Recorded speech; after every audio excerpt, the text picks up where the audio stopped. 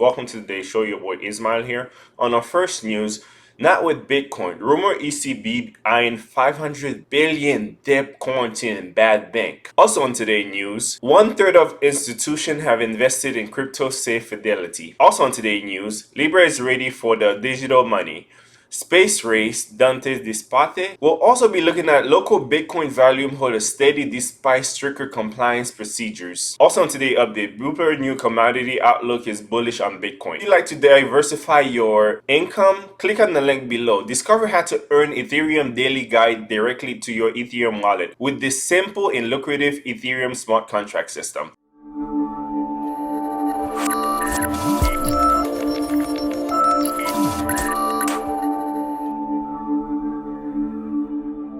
Welcome to today's show. The European Central Bank, ECB, may be fearing default as rumors circulate that it plans to print at least €500 billion of bad debt in a bad bank. As Reuters reported on June 10, citing two people familiar with the matter, the ECB now want to quarantine its financial junk. The reason, the source say, it is the rising unemployment may fuel the risk of mass defaulting of even excluding the coronavirus unemployment surge. The Eurozone already has 500 billion of debt which is unlikely to be repaid at all. This includes credit card debt, loans, and mortgage, Reuters note. The ECB declined to confirm the plan, which it had previously considered several years but shelved. A bad bank will allegedly protect other fragile lenders from the full brunt of the coronavirus-related economy misery. It could take the form of an asset management company, something which an ECB spokesman appeared to be in favor of when asked this week. I have been very supportive of the asset managing company. I think they are useful. Chief Bank Supervisor Andrea Irenia said on the topic of bad bank. Enria added, many of these schemes have ended up in the black, making profits. The plan followed the ECB dialed in its coronavirus stimulus measure to 100 to 1.35 trillion in euros in the United States this week. The Federal Reserve will meet to set up a roadmap for the handling the economy of fallout from the crisis. The Fed had been unprecedented in its money printing since March. Cointelegraph noting that its balance sheet now stands at $7.1 trillion, up to $3 trillion in 3 months. One analyst speaking to the Financial Times said that the market was hungry for guidance from the Fed amid fear of a second wave of coronavirus infection and the Paradixo Leisure Fair added to social distancing by authorities during the ongoing U.S. protests. On our next scoop, Fidelity surveyed 774 institutional investors found that more than 1/3 of the firm worldwide have invested in digital asset or derivative. While 36 of institutions own crypto globally, multinational finance service company Fidelity found that only 27 of the 411 U.S. institutional survey are exposed to crypto, although that's up from 27% last year. Close to half of European institutions are long on virtual asset. Bitcoin is the most popular cryptocurrency investment, with more than a quarter of the respondents holding Bitcoin, while 11% of the firm own Ethereum. Fidelity commissioned Greenwich Associates to conduct the survey from November until March, with the data reflecting the crypto position on the firm as of before the violent Black Thursday crash saw crypto price drop by 50% or more. More than 60% of the institutions who are exposed to crypto have purchased on the spot market, with the other 40 opting for derivative. While many institutions are yet to pull the trigger on crypto, 6 in 10 respondents now believe digital assets have a place in the investment portfolio. Only 20% of the participants indicate that they do not find anything about the crypto asset class appealing. Fidelity Tom Joseph stated, these results confirm a trend we are seeing in the market toward greater interest in acceptance of digital assets as a new investable asset class. Looking 5 years into the future, 91% of the respondents indicate that they are expect at least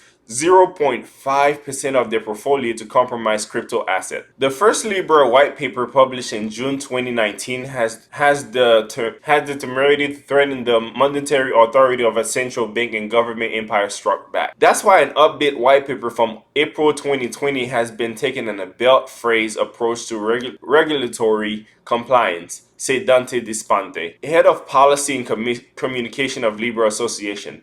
The new technical document comes replete with a button-up hire and a pending payment license to the Swiss Financial Market Supervisory Authority. Libra is watering down of its global stablecoin to a series of fiat-backed stablecoin has prompted some commentator to say the project has lost its soul. Meanwhile, Libra has been written off by crypto purists who didn't like it anyway. And there's at least one US lawmaker calling Libra rampage insignificant. Whatever you thought of the unfortunate position of Libra, first white paper, as the sponsor put it, the effort to undoubtedly trigger a space race. He said particularly regarding the central bank digital currency. In a world where 70% of the central bank are exposing to CBDC, present opportunity, he said. When the central bank have taken the leap beyond wholesale, which is where CBDC work is going, and start thinking about retail application, then we will have a better world for the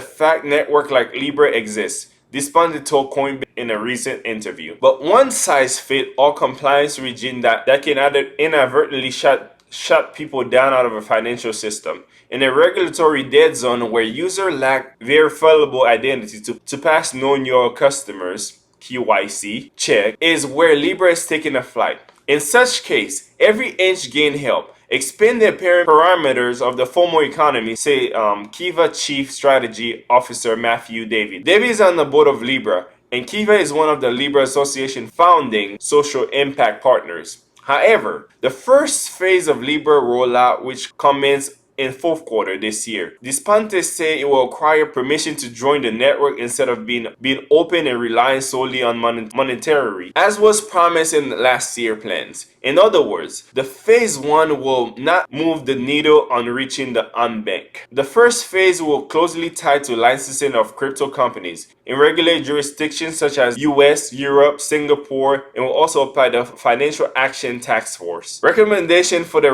regulate virtual asset service provider, involving things like travel rule. Allowing unhost wallet on the network is an important on-ramp for the financial excluded, say Kiva David, but it's only part of the journey. Extending the perimeter to KYC check is the most exciting innovation Libra can offer. He said, this is extremely difficult, especially where people have limited documentation, and it's expensive for what amounts of low-value account. But systems like Libra can dramatically reduce the cost of compliance and enable full KYC inclusion for people who don't have a national identity or couldn't pass a KYC check, say David. On our next update, Benin cash transaction and require identification or verification has not noticeably hurt Bitcoin holders operation peer-to-peer exchange market data show. Rather than permanently stifling its business over the past year,